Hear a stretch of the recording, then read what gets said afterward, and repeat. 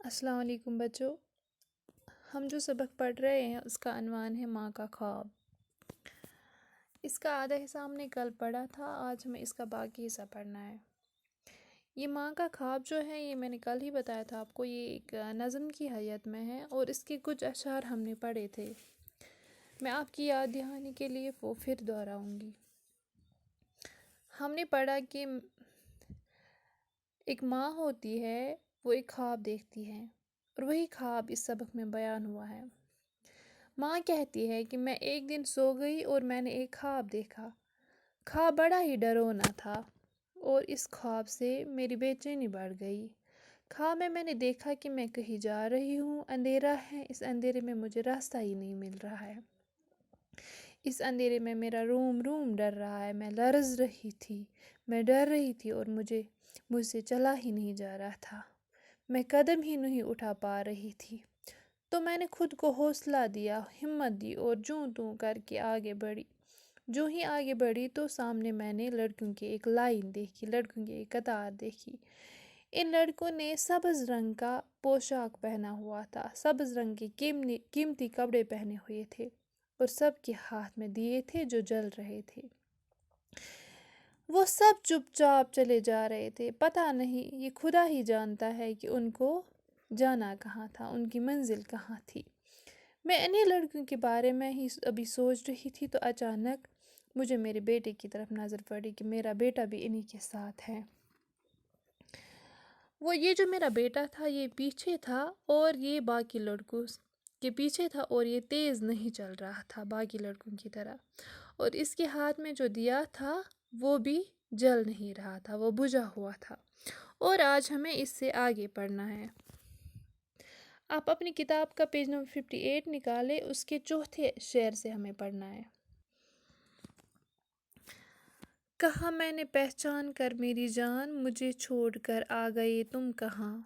جدائی میں رہتی ہوں میں بے قرار، پروتی ہوں ہر روز اشکوں کے ہار۔ نہ پرواہ ہماری ذرا تم نے کی، گئے چھوڑ اچھی وفا تم نے کی۔ جو بچے نے دیکھا میرا پیچ و تاب، دیا اس نے منہ پھیر کر یوں جواب۔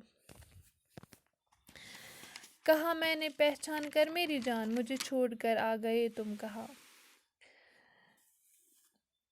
جو ہی مجھے میرے بیٹے پر نظر پڑی تو میں نے اسے پہچان لیا اور پہچان کر بولی، میری جان، تم مجھے چھوڑ کر کہاں چلے گئے ہو؟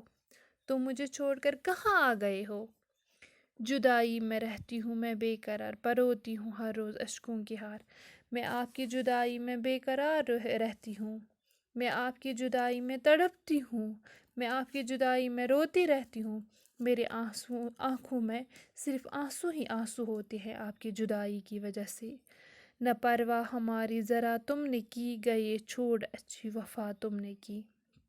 میرے بچے، تم مجھے چھوڑ کر چلے گئے، کیا تم کو ذرا بھی میرا خیال نہیں آیا؟ تم نے بالکل بھی میری پرواہ نہیں کی۔ اچھا کیا تم مجھے چھوڑ کر چلے گئے، اچھی وفا تم نے کی۔ یعنی ماں اپنے بچے سے طنزیہ انداز میں کہتی ہے، اے میرے بیٹے، تم نے میرے ساتھ اچھی وفا کی، تم نے میرے ساتھ اچھی وفا نبھائی۔ جو بچے نے دیکھا میرا پیچ و تاب، دیا اس نے منہ پھیر کر یوں جواب۔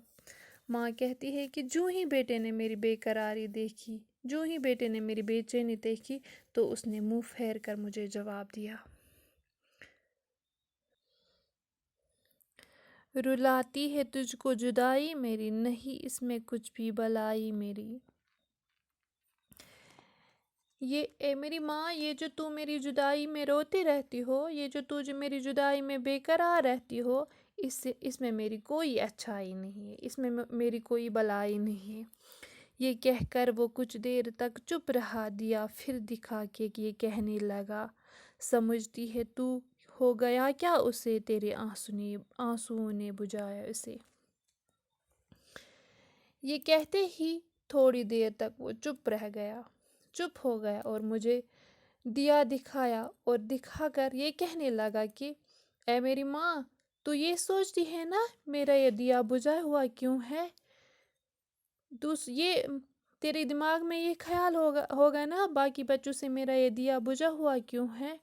یہ اس لیے بجھ گیا ہے کیونکہ آپ صرف روتی رہتی ہو اور آپ کی آنسوں کی ہی وجہ سے میرا یہ دیا بجھ گیا ہے۔ دراصل اس نظم میں شاعر ماؤں کو یہ حوصلہ دینا چاہتا ہے کہ اگر آپ کے بچے دور کہیں تعلیم حاصل کرنے جاتے ہیں تو رونے اور بے قرار ہونے کے بجائے آپ ان کو حوصلہ دیا کرے، کیونکہ آپ کے رونے میں ان کی کوئی بلائی نہیں، بلکہ آپ کے رونے اور بے قراری کی وجہ سے آپ کے بچوں کا مستقبل خراب ہو سکتا ہے، برباد ہو سکتا ہے۔ تو اب ہم آتے ہیں آج کے ہوم ورک کی طرح۔ آپ آج کا ہوم ورک ہے، ایک آپ یہ جو الفاظ ہے، مشکل الفاظ ہے جو سرخ قلم سے لکھے ہوئے ہیں آپ کی بک پہ، وہ آپ یاد کریں گے، اور باقی جو باقی سبق ہیں وہ بھی اس کو بھی لکھنے کی پریکٹس کریں گے، اور اس کے علاوہ وہ یاد بھی کریں گے۔ اللہ حافظ۔